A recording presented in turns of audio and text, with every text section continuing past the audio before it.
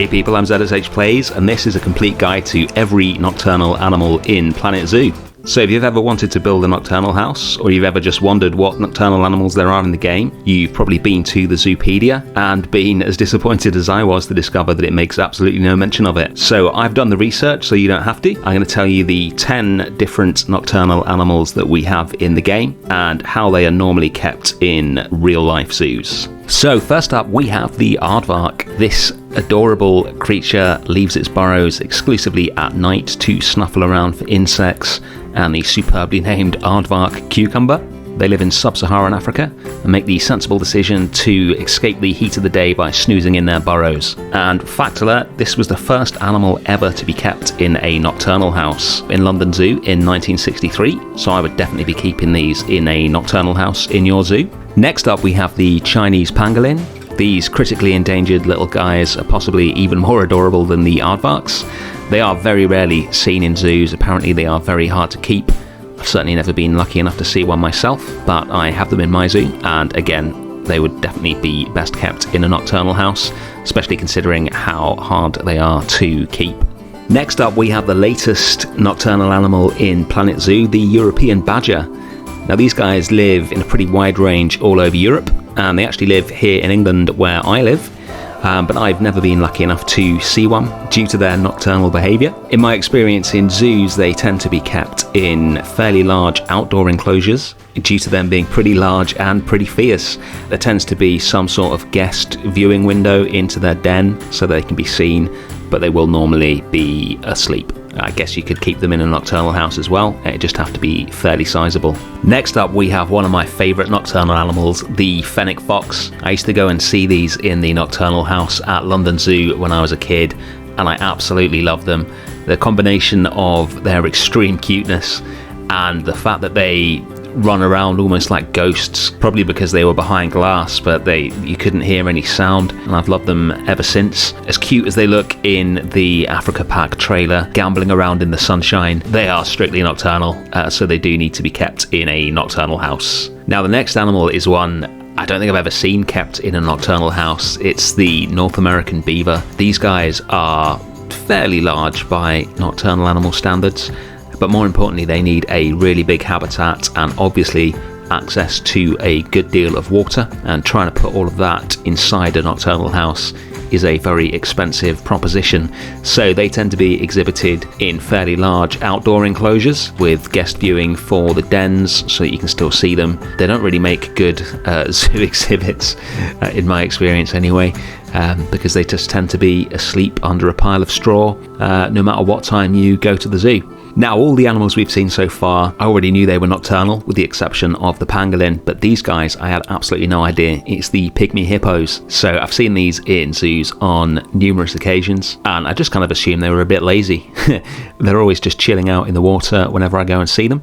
But turns out they're actually nocturnal and not lazy at all. Again, never seen one in a nocturnal house because they are big and that would be ridiculously expensive, so no need for a nocturnal house for these guys. So that's all the nocturnal habitat animals in the game. We'll move on in a minute and talk about the crepuscular animals, but before that let's take a quick look at the nocturnal exhibit animals in the game. So there's 4 nocturnal exhibit animals: the Brazilian wandering spider, the giant desert hairy scorpion, the giant forest scorpion, and the Goliath Birdeater. So if you're going to keep those, I would recommend having them inside and just turning the brightness down on the in-game lights on the exhibit. Personally, I wouldn't recommend keeping either of the spiders in your zoo because they're disgusting. But that's your personal choice. Frankly, they scare me. So finally, let's take a look at the crepuscular animals. Now, as well as being potentially the greatest word in the English language, crepuscular means active at dawn and dusk, the classic example being the domestic cat. So if you have a cat, which I do, then you're probably used to them waking you up at some horrific time in the morning and then spending most of the day just chilled out and then going absolutely crazy when it gets to dinner time. So there are 5 crepuscular animals in the game: the Baird's tapir, the Binturong, the clouded leopard, Malayan tapir, and the red panda. Now, with the exception of the Baird's tapir, I've been lucky enough to see all of these animals in zoos, and whenever I've seen them anyway, they've always been kept in a standard outdoor enclosure. Obviously you will get a little bit of activity at the beginning and the end of the day, sometimes even in the middle of the day if they're feeling particularly frisky, so they do work in outdoor enclosures. They're also all pretty sizable, so again, not really practical to keep in a nocturnal house. You'll be fine keeping all of those guys outside. So now we know what nocturnal animals we have in the game, it's probably about time to build a nocturnal house. So a few things to consider when you're building a nocturnal house. Firstly, obviously you need to reverse the lighting so that it is dark in daytime when the guests are there and bright at night when the animals are in. So the building needs to be completely enclosed with no windows in it, which can make it quite hard to build an attractive one. Secondly, you need to think about the lighting, so you're going to need some sort of lighting in there during the day. If it's completely pitch black, obviously nobody's going to be able to see anything. Paradoxically, you need to actually put more lights in than you would do to build a normal indoor habitat, but you need to make sure that they are very dim. Normally they're tinted red or purple, which for some species they can't really see as lights, but humans can, so that's really useful. I do not know the visual colour spectrums of all of the animals that we've looked at here.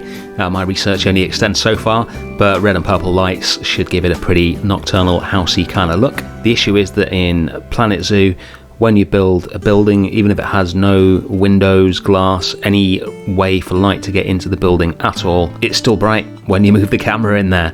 So to really get it to look good, essentially you need to build it in sandbox mode, and that way whenever you're inside the nocturnal house you can just change the time to midnight and it will be genuinely dark in there. And if you get the lighting right, then you can have a really good looking nocturnal house. And the final thing to remember, if you want it to look realistic, is that you need to have the habitats inside the house be pretty small. Obviously with the low lights when the guests are in there, if you have a giant habitat, if the animal is on the other side of the habitat to the guests, they're just not going to be able to see it, especially with the small size of most of the nocturnal animals.